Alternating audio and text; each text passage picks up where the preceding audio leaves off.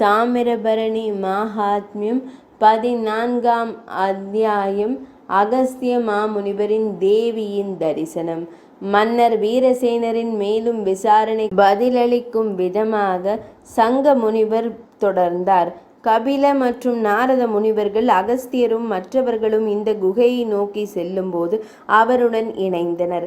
அவர்கள் ஈஷா மற்றும் உர்ஜா குளங்களில் நீராடி சூரியனையும் சந்திரனையும் வணங்கி குகைக்குள் நுழைந்தனர். கிழக்கில் ஒரு குளத்தை கண்டார்கள். அது அனைத்து பக்கங்களிலும் கடம்ப மற்றும் கல்பக மரங்களின் தோட்டங்கள், வாழைப்பழம் மற்றும் கேதகி தோட்டங்கள், தங்க நிலங்கள் மற்றும் கற்பூர மணலால் சூழப்பட்டது. காக்கைகள் இனிமையாக பாடின. 7 கோடி மகா மந்திரங்கள், தேனீக்கள் மற்றும் பறவைகளின் வடிவங்களை எடுத்து உரத்த ஒலிகளை எழுப்பின. குளத்தில் 9 இரத்தினங்களால் பதிக்கப்பட்ட படிகள் இருந்தன. தெய்வீக நீர் அனைத்து பாவங்களையும் அழித்தது. இந்த அழகான குளத்திற்கு பூர்வம் நயம் என்று பெயர். பின்னர் அவர் தெற்கில் தங்க கரும்பு மரங்களால் சூழப்பட்ட தட்சிணாம் நயம் குளத்தை கண்டார். மேற்கில் தங்க நிற சம்பக மரங்களால் சூழப்பட்ட பசிமான் நயம் குளத்திற்கு அவர் மேலும் சென்றார்.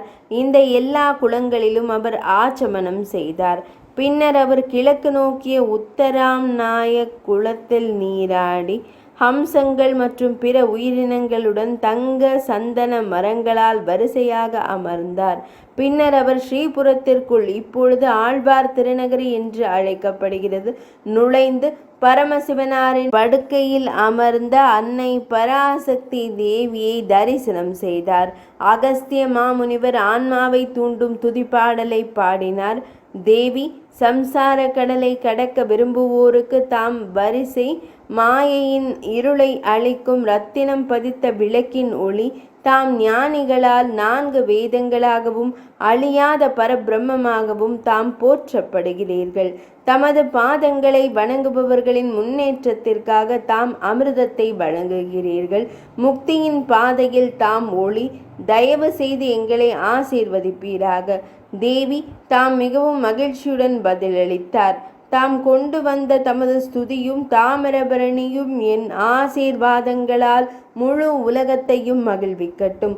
உலக நல்வாழ்விற்காக தாம் தமது மனைவி லோபாமுத்ரா தேவியுடன் இங்கே வாழ்கிறீர்கள். அனைவரும் மகிழ்ச்சியாகவும் வளமாகவும் இருக்கட்டும். தற்போதைய புனிதமான விஜய லக்கணத்தில் தாமிரபரணி தனது வடிவத்தை நதியாக மாற்றி கடலுடன் கலக்க வேண்டும். இந்த நதியின் கரைகள் வளமாகவும் வளம் நிறைந்ததாகவும் இருக்கட்டும். தேவி தாமிரபரணியை தழுவி அவளை முத்தமிட்டாள். 14ஆம் பகுதி நிறைவடைந்தது.